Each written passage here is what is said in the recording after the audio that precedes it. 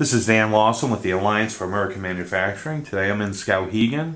I'm at the Miles F. Carpenter Company, which is an insurance agency. I'm talking to Chuck Carpenter, the president. Chuck, how long has the agency been in business here in Skowhegan? Since 1926. My grandfather started it back then. Father and uncle got into business, and I've been in the business 30 plus years. And so you've seen a lot of changes go through the town. Definitely have. What we're talking about today, of course, is the upcoming trade case that Sappi Fine Paper, the New Page Corporation, Appleton Paper, and the United Steelworkers have filed on the illegal dumping of paper from China and Indonesia. Right. What is going on? We're looking for, what do you think the impact to small business owners like yourself and the community if something was to happen to that mill? It would be devastating to us. You know, we rely upon the local community to fund our business by buying insurance from us. So when they aren't employed, they're not paying their premiums. When they don't pay their premiums, we don't get paid. So it would be devastating to us. And it has such a trickle-down effect that it's going to affect all the other businesses we insure. And I think it would just be a terrible thing to have happen. The downtown area here, do you think that there would be places that wouldn't be able to make it over time? And definitely. I mean, right now the way the economy is in central Maine, it's never been a boom economy here.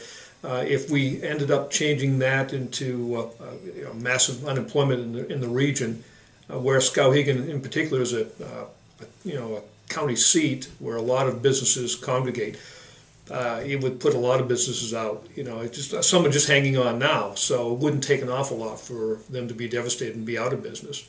And where they're such an important part of the local economy, the tax base for Skowhegan, do you think that they would take a big hit? But what would have to change, like to the school department and the services that are provided? Well, the trickle-down effect, again, everybody has to start cutting back. So, people would be laid off from those businesses, or supplies wouldn't be purchased. So that would also affect, the other suppliers of the businesses. School districts in particular, spend a lot of money. That's two-thirds of the, basically two-thirds of our tax bill goes to the local school districts. So, they're already struggling with their budgets now from cutbacks from the state. So if cutbacks further, it's going to impact the kids' education, and other programs that they offer. So tough times. Now, in this area, Sappi Fine Papers is the largest employer. Where would people go to find jobs? What would they have to do? I don't think there aren't any other jobs. There's already a fairly high unemployment rate in the Skowhegan area, Somerset County in particular. I don't know where they would work. There's nothing open. We're not looking for jobs. No one's businesses are expanding. Everybody's kind of staying level or have declined in the past couple of years. So, in my mind, they would have to move to some other area of the country where there are some job opportunities. And right now, in this country, I don't think there's an overabundance of job opportunities. We've gotten tremendous support from the local community as far as passing resolutions. It's now at the state level. But this is all gearing up for the hearings with the International Trade Commission and the Department of Commerce. If you were able to tell your story at those hearings, what would be the thing that you'd want them to understand that we need to keep this mill operating? Well, in my mind, I've always thought that any of these imports that we get in this country should be held to the same specifications that our local manufacturers or our local businesses are held to.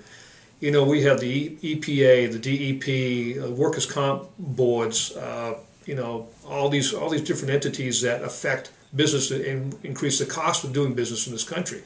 Nothing wrong with that, except that we allow China or Indonesia or Turkey, any of these foreign countries, to import goods that, and they don't have to comply with the same rules and regulations that we have to comply with. So if you go to Beijing and have to wear a mask because of the pollution, or you go to some of these other countries where you can see the polluted rivers, streams, they're not complying with the rules and regulations that we have to comply with. Level the playing field. Tariffs are one way to do it, but in my mind, if we think in this country that our rules and regulations are so good and so important, why aren't we imposing those on these countries that import goods to us? We just don't have a level playing field. It's the way it's been, and it's not right. It's not fair. Well, Chuck, I really thank you for your time. I know how busy you are, and taking time out of your day to talk to us, we really appreciate it. I want to thank you very much. You're welcome. It was a pleasure. Thanks.